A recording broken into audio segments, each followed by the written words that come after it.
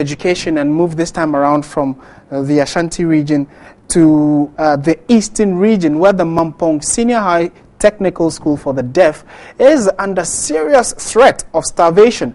The school is yet to receive government subvention for the last 2 terms. TV3's Peter Kwao Adato reports that school authorities have to sometimes go begging to feed the students. The Mampong Senior High Technical School is the only such facility for the deaf. However, the inability of the state to resource it has always left both students and management in dilemma. It took a timely intervention from public-spirited persons 3 years ago to save the school from being ejected due to non-payment of rent. Media pressure during the same period helped the school to get back delayed subvention for feeding. Information gathered by TV3 indicates that the school is now in a worse state. Government, we were told, was yet to release subvention for the last term and the current academic term. As a result, the institution is unable to feed its students. The school, sometimes through the Parent-Teacher Association, has had to raise foodstuff from the community to feed the students. Authorities of the school pleaded with the school PTA to help get support for the school to function effectively since they have exhausted their credit avenues.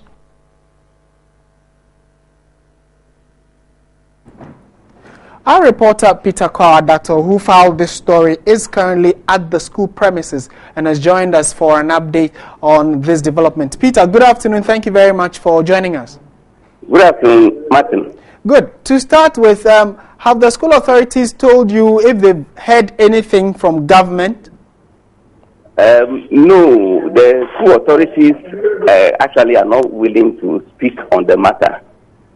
And they've referred us to talk to the chairman for COHET, that is the Conference of Special Schools, who is in Kohwe.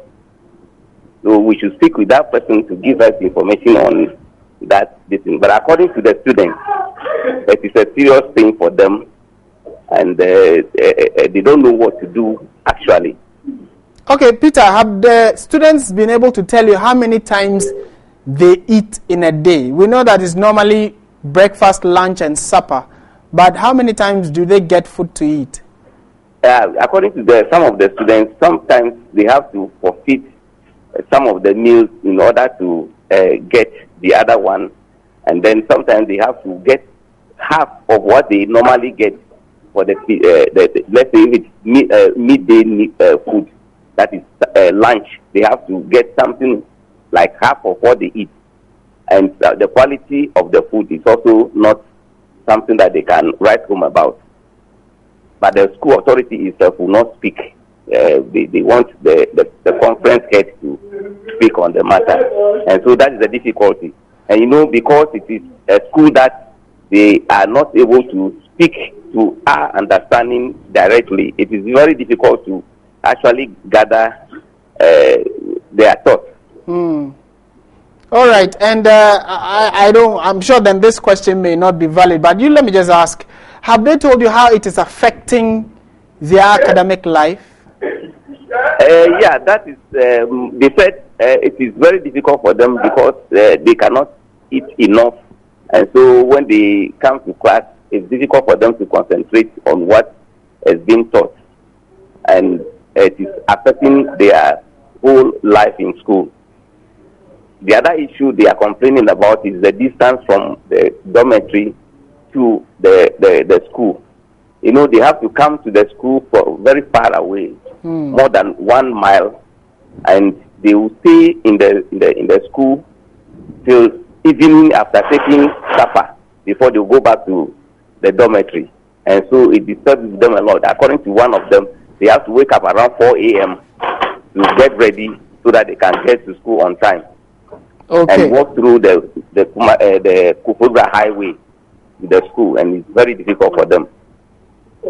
Wow. All right. Thank you very much, Peter Kwao Adato, TV3's reporter. He was giving us an update of the development at the Mampong Senior High Technical School of the Deaf, where we are told that sometimes the teachers have to literally go and beg for food before they are able to feed the students.